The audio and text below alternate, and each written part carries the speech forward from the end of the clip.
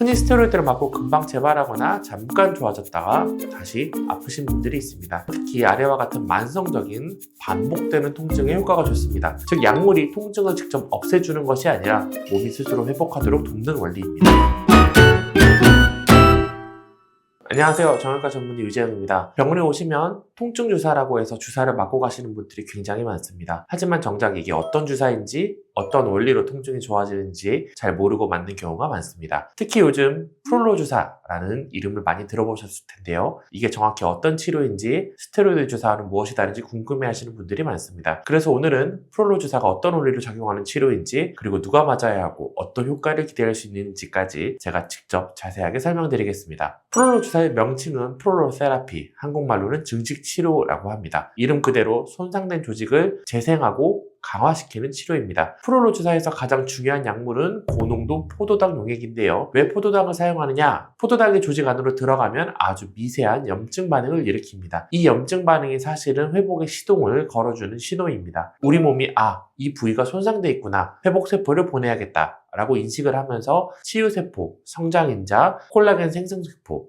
등등이 그 부위에 모이게 됩니다. 이 과정에서 약해진 인대나 힘줄이 다시 단단해지고 느슨해진 조직의 안정성이 회복됩니다. 즉 약물이 통증을 직접 없애주는 것이 아니라 몸이 스스로 회복하도록 돕는 원리입니다. 많이들 비교하시는 치료가 바로 스테로이드 주사입니다. 두 주사 모두 통증이 있을 때 사용되지만 목적이 완전히 다릅니다. 스테로이드 주사는 염증을 아주 강하게 억제하는 주사로서 빠르면 몇 시간, 1, 2일 안에 통증이 감소가 됩니다. 바로 좋아지는 느낌 때문에 효과가 분명하기는 하지만 조직 회복을 돕는 주사는 아닙니다. 그렇기 때문에 너무 자주 맞으면 오히려 인대나 힘줄이 약해질 수 있습니다. 당뇨 환자는 혈당 상승도 일으킬 수가 있기 때문에 주의가 좀 필요하기도 해서 스테로이드 주사는 단기적인 진정, 진통 목적의 주사입니다. 프롤로 주사는 조직을 재생시키는 장기 회복 치료입니다. 서서히 좋아지게 되고 통증 자체보다는 손상된 구조를 회복하는 데 초점을 맞추게 됩니다. 인대나 힘줄이 약해져서 발생하는 만성 통증에 특히 효과적입니다. 정리를 하자면 스테로이드는 빨리 가라앉히는 치료, 프롤로는 근본을 회복시키는 치료라고 생각을 하시면 됩니다. 프롤로 주사는 특히 아래와 같은 만성적인